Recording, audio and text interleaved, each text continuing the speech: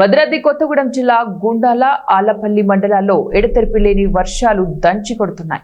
గుండాల ఆలపల్లి మండలాల్లో కిన్నెసాని, జల్లేరు, మల్లన్న, ఏడు మొలికల వాగులు ఉధృతంగా పొంగి ప్రవహిస్తున్నాయి.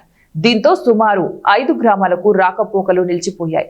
ఉధృతంగా వాగులు ప్రవహిస్తూ ఉండటంతో పోలీసులు పర్యవేక్షణ చేస్తున్నారు.